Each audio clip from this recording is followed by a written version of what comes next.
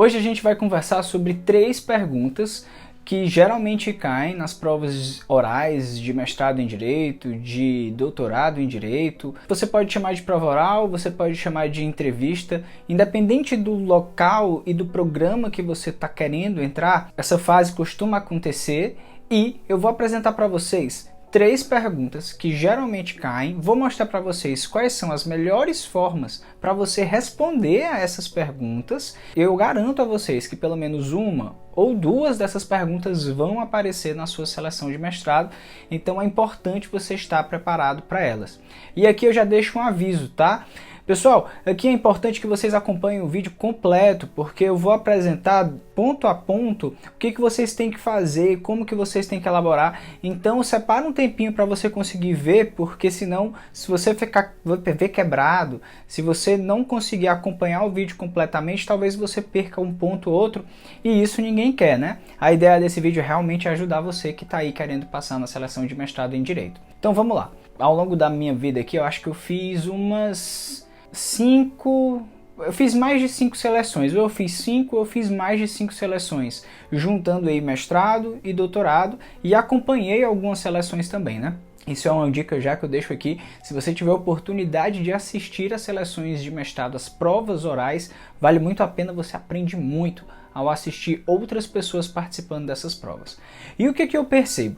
É muito comum que a gente fique muito nervoso para essas provas, porque uma prova oral, uma entrevista, diferente de uma prova tradicional, que você está ali com um papel, que você está ali assinando, escrevendo e tal, a prova oral você costuma ter menos tempo.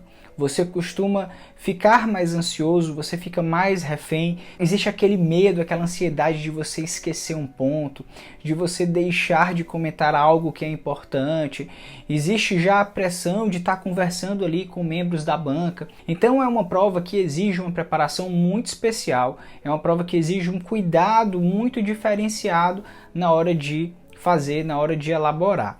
E aqui eu já deixo a minha primeira dica em relação a isso, tá? Se preparem bem, se preparem não só em relação ao conteúdo, mas também em relação à cabeça, em relação à ansiedade.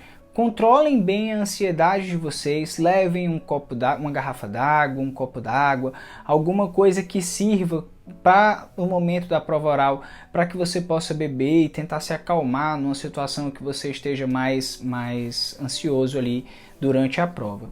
Vamos lá, primeira pergunta que costuma cair bastante nas provas orais. A primeira pergunta é a seguinte: qual a sua disponibilidade de fazer o mestrado ou de fazer o doutorado?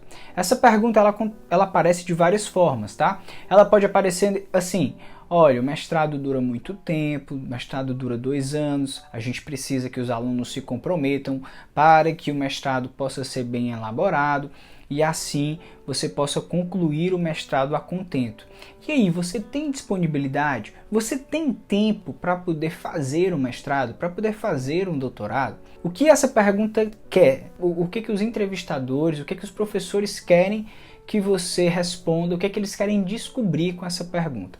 Eles querem averiguar se você realmente tem capacidade de iniciar o curso e concluir o curso.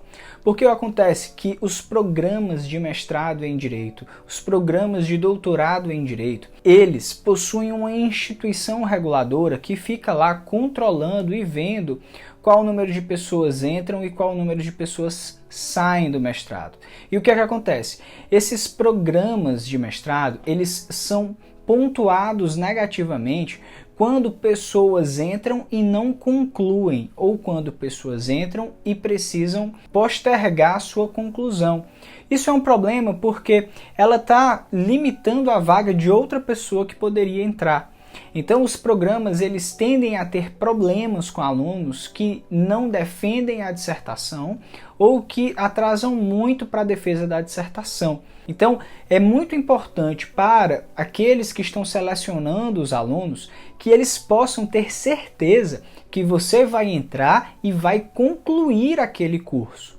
Então, para essa pergunta, é importante que você passe muita segurança para os seus avaliadores que você vai conseguir concluir o curso, que você não é uma pessoa que caiu ali de paraquedas por acaso, alguém que chegou meio que na sorte naquela fase. Então você tem que deixar bem claro para ele que você tem um plano, que você se programou, que aquilo ali faz parte já de algo que está dentro de uma estrutura da sua vida que não vai afetar grandemente. Muitas vezes eles perguntam inclusive o seguinte: você tem algum outro trabalho? Você é advogado? Você é concursado? Se você for concursado, se você é advogado, como que você vai conseguir conciliar o mestrado com a sua vida profissional? Então é importante você dizer para ele que vai ser possível conciliar, que você já separou um tempo específico para isso. Eu, quando tive que responder essa pergunta, eu falei algo mais ou menos assim. Eu disse, eu me preparei para fazer o mestrado, eu me programei para fazer esse mestrado, até para elaborar o projeto já é algo que eu já separava um tempo da minha vida antes. É um projeto de vida que eu tenho, porque eu não quero parar no mestrado, eu quero seguir no doutorado. Então, para mim, o mestrado é parte de um projeto de vida do qual eu quero e tenho muita seriedade em fazer. Por essa razão, você não precisa se preocupar que eu quero concluir no tempo certo, porque é parte daquilo que eu tenho como projeto de vida. E aí, quando eu respondi isso, a banca ficou muito satisfeita, porque eu dei a informação que eles queriam. Eles queriam essa segurança de que eu não só iria entrar no curso, mas também iria concluir. E uma coisa importante, é sempre bom você comprovar, demonstrar, deixar bem claro para a sua banca que foi você que fez o seu projeto, tá? Isso é outra coisa que as bancas buscam identificar. Se aquele projeto ali de alguma forma não foi pago, não foi comprado, então é importante sempre que possível você tentar mostrar para a sua banca que você fez e elaborou o seu projeto. Então, beleza. Essa é a primeira pergunta.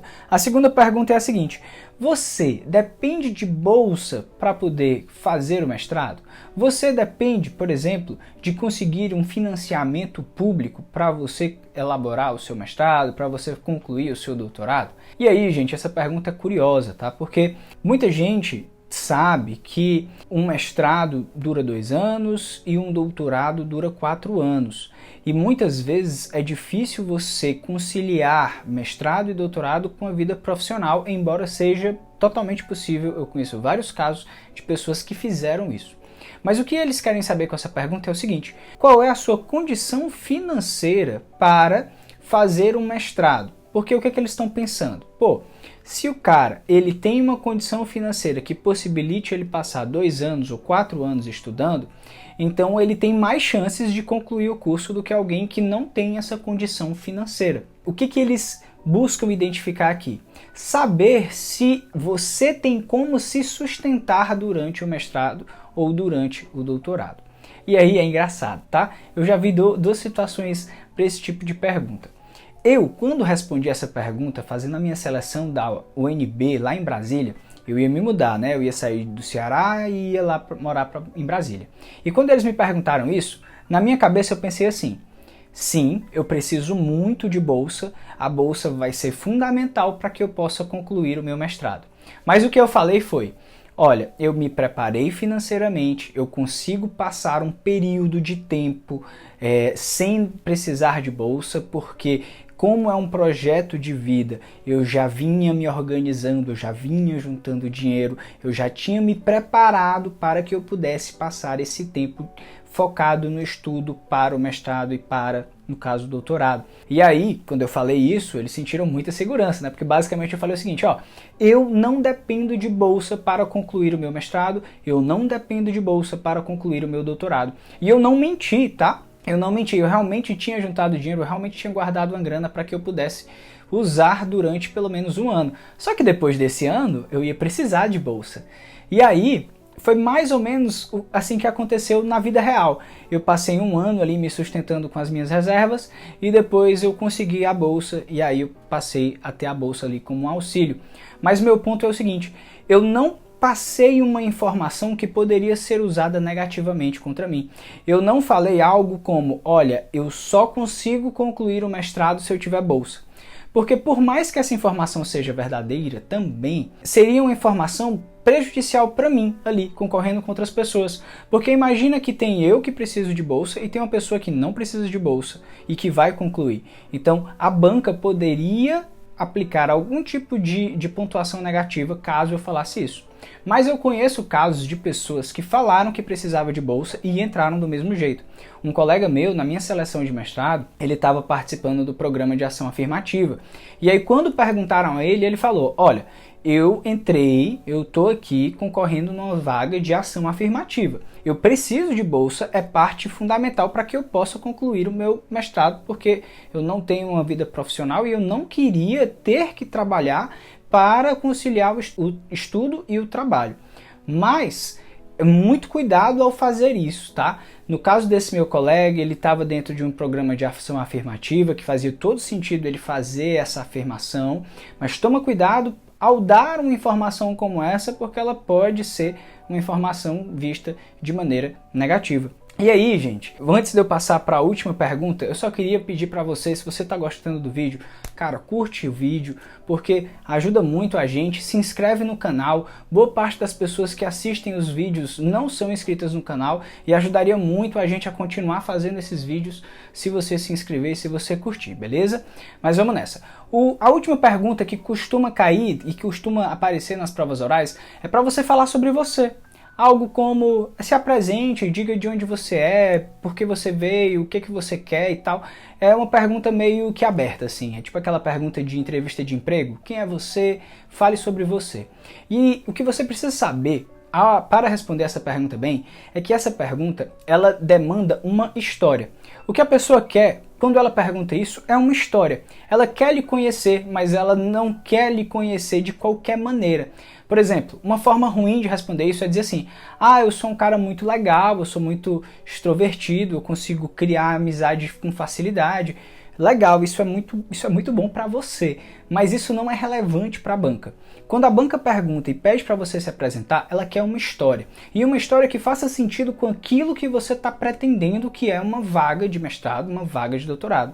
Então uma boa forma de você responder isso é do seguinte, no meu caso, né, eu respondi assim, eu sou o Salles Martins, e eu venho de uma graduação em Direito, numa faculdade privada, pequena, mas desde essa faculdade despertou em mim uma vontade de seguir uma carreira acadêmica, porque eu tive programas de extensão que me ajudaram muito a ter uma outra visão sobre a carreira acadêmica, eu tive muito interesse pela docência, e a partir daí eu comecei a desenvolver várias pesquisas, entrei em grupos de pesquisa e tal, e aí eu fui contando essa história sobre como que eu fui parar ali, naquele momento com eles, naquela seleção, mostrando os pontos da minha vida que se conectavam com a ideia de fazer um mestrado em Direito, com a ideia de fazer um programa de doutorado em Direito. Então, tomem cuidado com as informações que você for dar quando lhe perguntam esse tipo de coisa, beleza?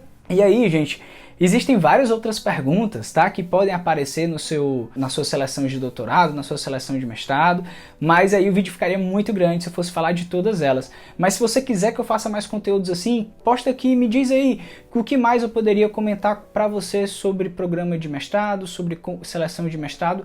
Me conta um pouco o que você quer saber, tá bom? E se você está mais interessado em temas como esse, eu vou deixar aqui 2 sugestões de vídeo que tratam sobre esse tema e que se aprofundam sobre outras perspectivas das seleções de mestrado e de doutorado em Direito, beleza?